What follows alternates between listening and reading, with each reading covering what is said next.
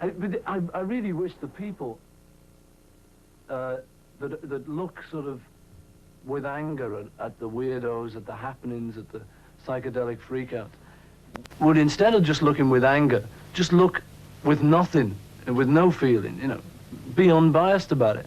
Because they really don't realize that what these people are talking about is something that they really want themselves. It's something that everyone wants. You know, it's personal freedom to be able to talk and be able to say things. And it's dead straight. It's a real sort of basic pleasure for everyone. But it looks weird from the outside.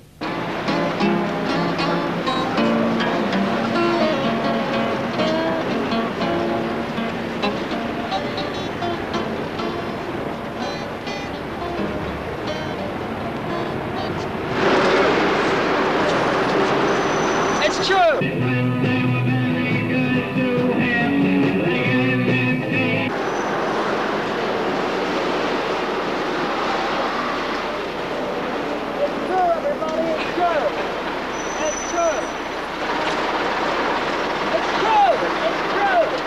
This is A Happening, an improvised game of chance meetings and chance events.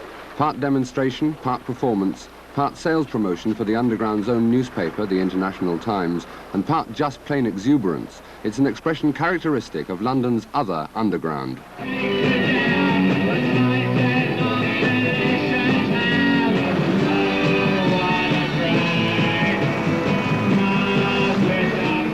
It's a revolution of youth against the old values of society. It's not a political revolution in the sense that there's no actual party to support. We're like Marx and we're like Christ too, you know. I think if people feel that what we're doing is disrupting their order, then what we're doing is anarchy.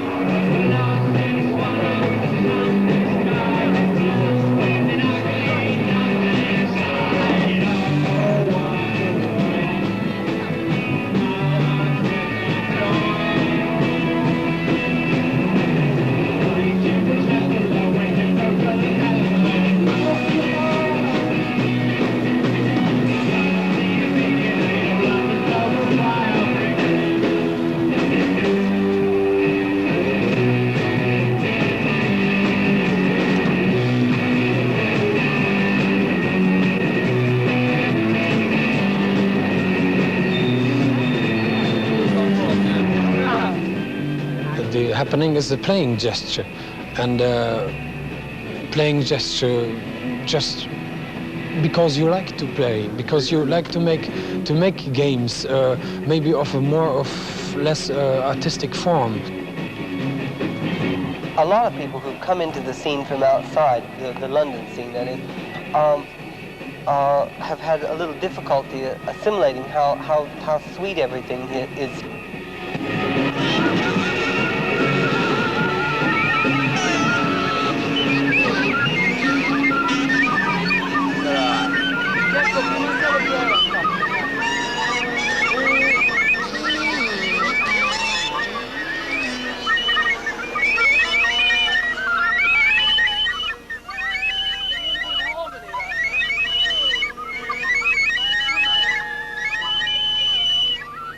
We're not trying to necessarily, provoke the police as such, or to provoke anybody as such. I mean, if we had our way, we would just like to sort of sit around with each other and have a good time.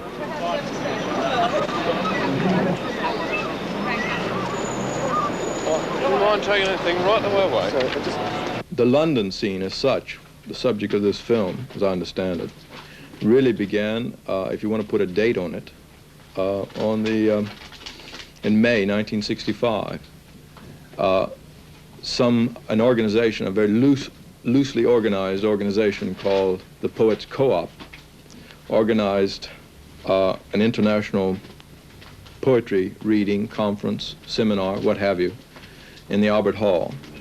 And with almost no organization, no publicity, complete chaos surrounding it, managed to cram the Albert Hall, which holds, I think, something like 7,500 people, full of young, enthusiastic sincere poetry enthusiasts who heard some of the top young poets living today from all over the world, Dutch poets Simon Vicanu, Americans Ginsberg and Corso and Ferlinghetti, the young English poets, and it was quite an occasion. I think that will probably be, if any historian ever puts a date on the scene, that will probably be the first date.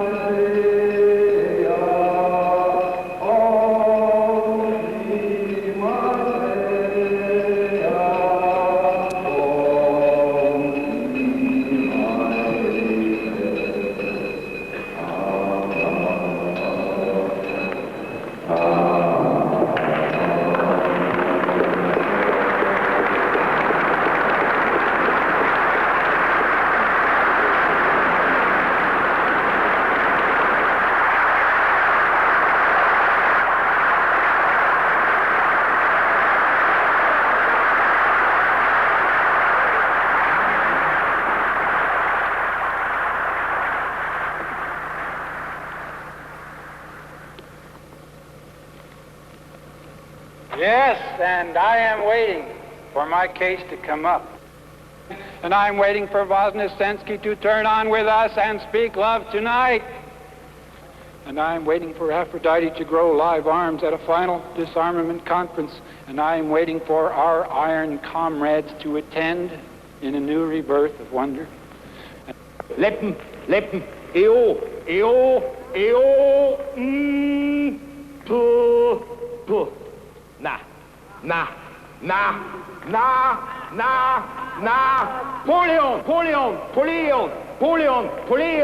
Napoleon,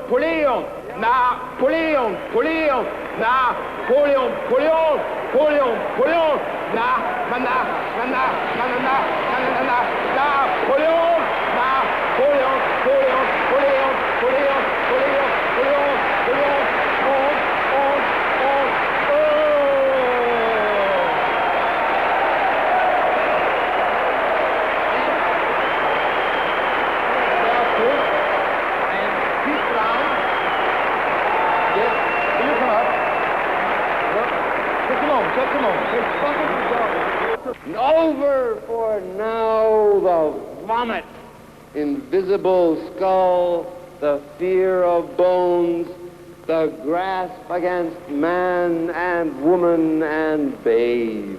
From this single birth reborn that I am to be. So my own identity now nameless, neither man nor poet nor dragon nor god, but the dreaming me under physical stars with tender red moons in my belly, and the sun, my visible father, making my body visible through my own eyes. The one thing interesting about that scene was that that particular poetry conference was the fact that it was completely publicized, almost in the main by posters, bill posters stuck up all over London.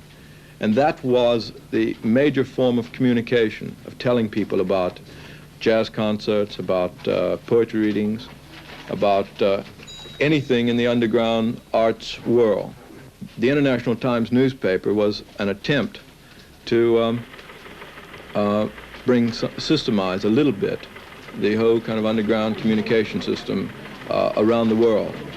That's why, to a certain extent, we have the name International, because we are selling the paper in San Francisco, in New York, Amsterdam, Berlin, Buenos Aires, you name it. Anywhere that there are young people who are interested in contemporary ideas, poetry, music, theater, politics, what have you. We started by coming together, a group of people, some in the theatre, some in mixed media, myself in journalism. We came together and decided that it had to start because the mood of the times had changed. Something was happening in London. We wanted to try and locate it. Well, the International Times fits into the underground scene by being a communications medium. All the other scenes, you look around and you see they have their communications media. We don't have a radio station or a television station. We just have a newspaper. We get our information from people who have never had an outlet before. Say they have a new underground project going. They want to stage a procession. They're only too glad to contact the newspaper, and we're only too glad to print it. Our readers know we're dealing in this kind of information, and so they buy it.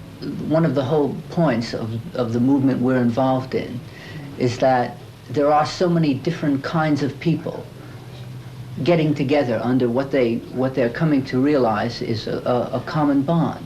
I mean, people who are politically oriented, people who are completely apolitical, but who have interest in completely different fields like mixed media, rock and roll, anything like that, who 5 years ago would not be found dead on the same street corner, are now coming together, and feel that they're part of something that has a common bond. If we get to the stage where we're less underground and we don't need our own information sheet, then we can devote our energies to doing something else. Personally, I think we should have a radio station. As soon as the opportunity comes, they'll start. Obviously, we want to get at people throughout the night. We want to tell them all the time, on the moment. Another more tangible plan afoot is to stage several issues of the newspaper in a theater. One idea I had was putting the editor in a barrel with only his head showing to read his editorial, because that's the way he feels when he writes an editorial, perhaps. Well, let's say it was the way he feels when he writes an editorial. He feels very contained and can't really say what he wants to say. Well, if we put him on stage, I mean, this might be something that people could see because it's behind the words. I think one of the things that's happening is that, and if a newspaper finally disappears, and there's no reason for it, it will be because words have become obsolete. Another way that that this is beginning to manifest itself is in the importance of posters. This is something that's happening in China now. I mean, there's nothing but posters in terms of communication in China. It can't happen here.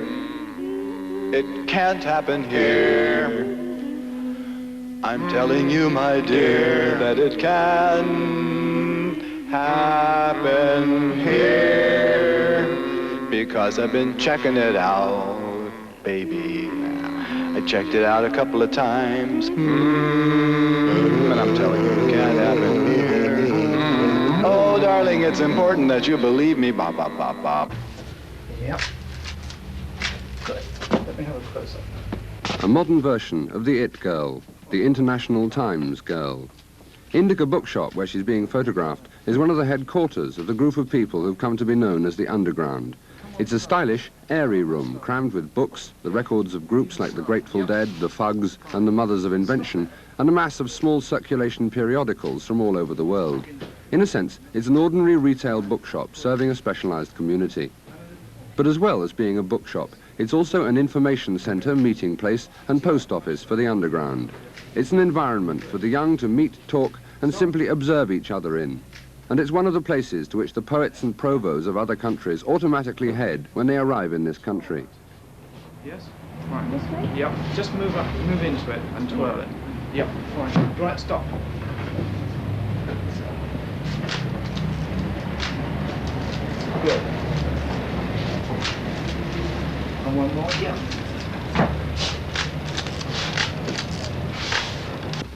The paper and Indica are related in that I'm a director of both, and the aims and ideals of the shop and the paper are more or less the same. Well, the bookshop is the centre, the collecting point of information and the disposing point of information.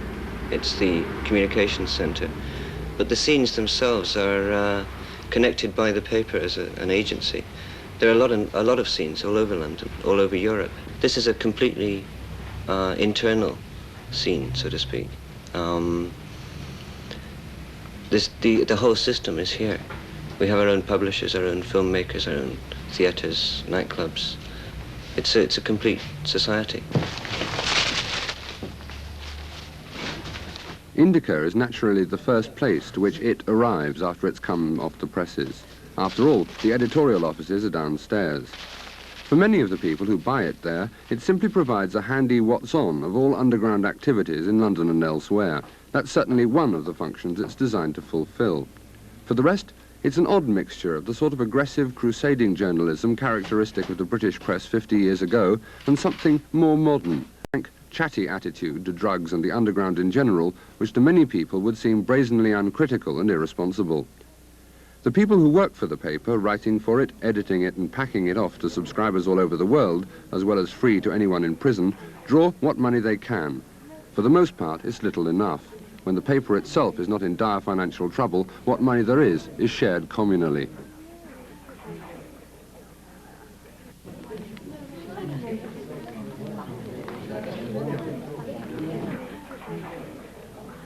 Even though everyone is sort of getting on very well in this society we've got, it's a bit too controlled, you know, because you suddenly, you want to go and do something and somebody says, oh, no, subsection B, clause A, you can't do that, you know.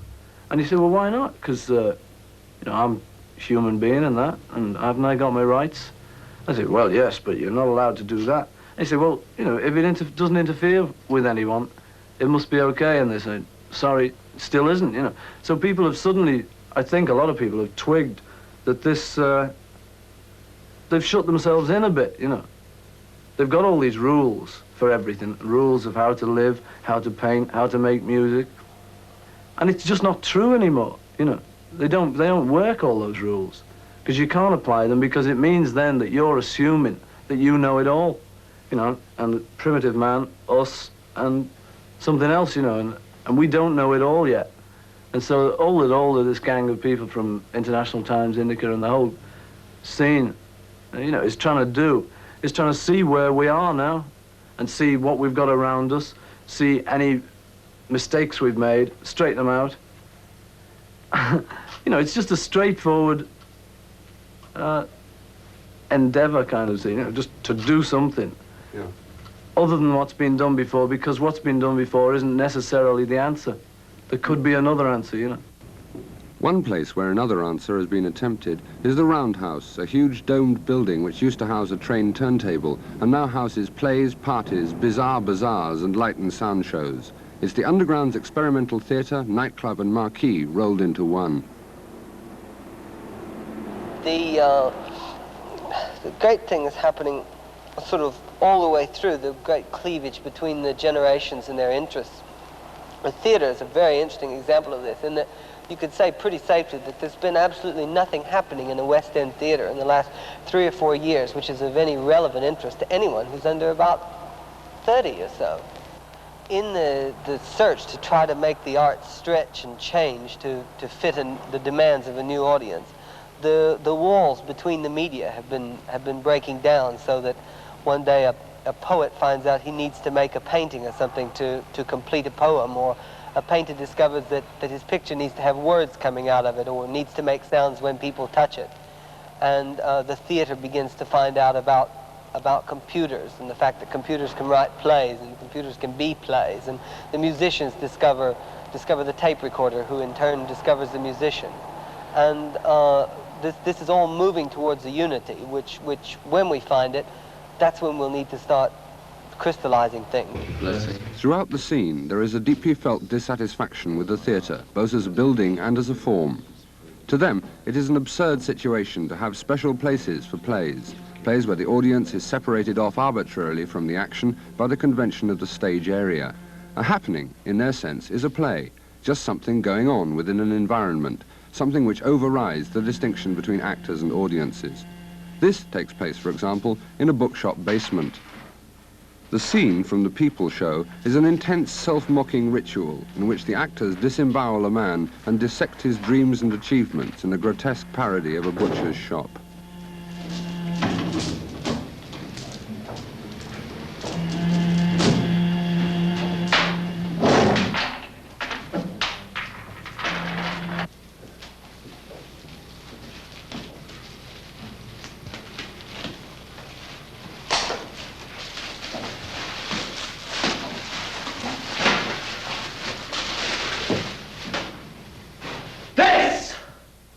Is the stringy wish that none of you bastards ever let fly with?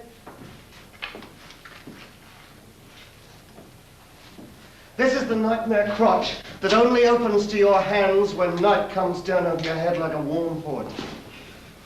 This is the child your tongues won't buy and your aborted bodies go sour for.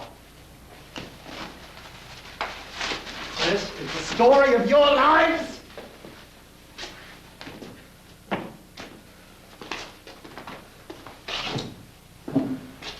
These are the trophies, the shed skins, the old dreams, the left placentas of the little birds of vanity that young men think they can race across the roofs of the city like pigeons.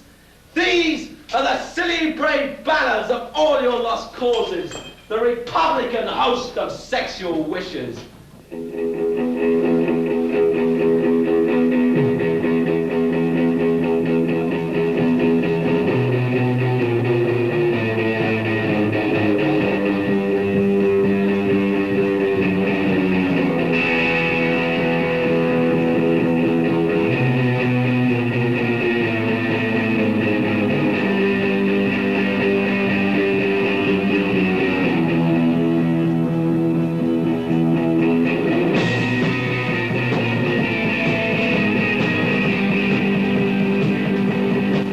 Pink Floyd, once called the Underground's House Orchestra. On Friday nights, they and other groups play at UFO, UFO, Unidentified Flying Object, a nighttime environment where films, projection and music make the Underground's nightclub a huge entertainment scene. For the rest of the week, it is improbably an Irish dance hall. It's here that the Underground becomes most obviously a young people's movement. The only people over about 30 are reporters come to investigate what's going on. They're treated with amused tolerance by the people they're investigating. One of the aims here is to make music a felt experience, to make the patterns of light and sound merge and fuse deep inside each listener. The attempt has been called psychedelic or mind-expanding. Psychedelic is a silly term used by commentators as a blanket word to cover anything they don't fully understand. If this is psychedelic, then psychedelic music may be with us for some time. Many people claim it to be the next popular music, music as experience, not as melody.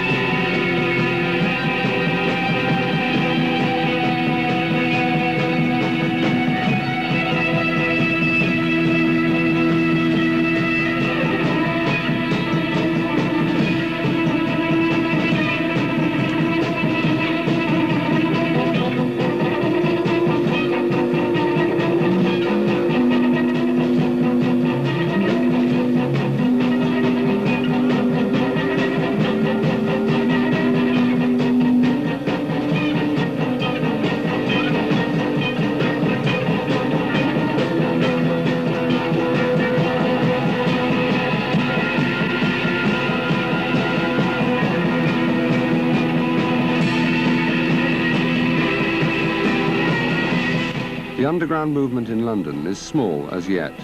Elsewhere, it has become a great force. Instant theatre, happenings, light and sound shows, psychedelic music are spreading. Today's underground may be the answer to tomorrow's leisure.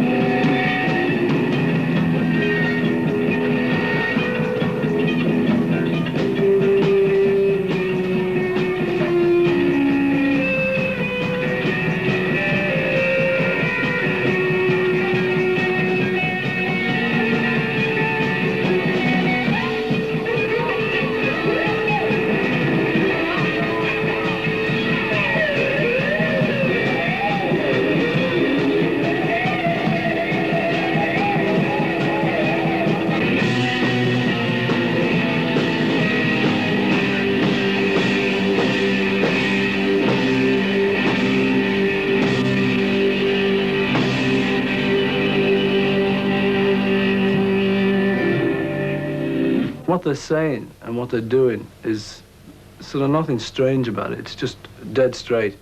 But it's that they're talking about things that are a bit new, you know, and they're talking about things which people don't really know too much about yet. And so they tend to get, you know, people sort of put them down a bit and say, you know, weirdo, psychedelic and things. But it's really just what's going on around, and they're just trying to look into it a bit. So next time you see the word, you know, like sort of any word, any new strange word like psychedelic, you know, drugs, the whole bit, you know, freak out music and all of that, don't immediately take it as that, you know, because your first reaction's got to be one of fear, you know. The fact that young people now have been through 2 wars and have been shipped all over the world and have been fighting in Europe, Americans fighting in Europe, Europeans fighting in Africa, all over the place. There's definitely this kind of new maturity and affluence. Young people have more money. They're not attached to a geographic location. They're not attached to family purse strings, and they're much more independent. And I think it is much more than just an arts revolution. It's a growing up. It's a maturing. I mean, youth feel that they can make a lot of decisions for themselves now that older people wanted to make for them before. In London, it's still embryonic. The scene hasn't got very far at all. In Amsterdam, it's reached very large proportions. It's becoming a very big force there, and people are getting worried by it, the older generation. But of course, the answer they have is perfect. The young people now, they're quite prepared to wait for the older generation to die off. If you don't know anything about it, you can sort of trust that it's probably going to be all right. It's probably not that bad. Because, like, it's human beings doing it, and you know vaguely what human beings do. And, you know, they're probably going to think of it nearly the same way you would in that situation. And that's true, you know. You can trust to the fact that things are generally not as bad as you make them out to be. It's So, far out, it's straight down.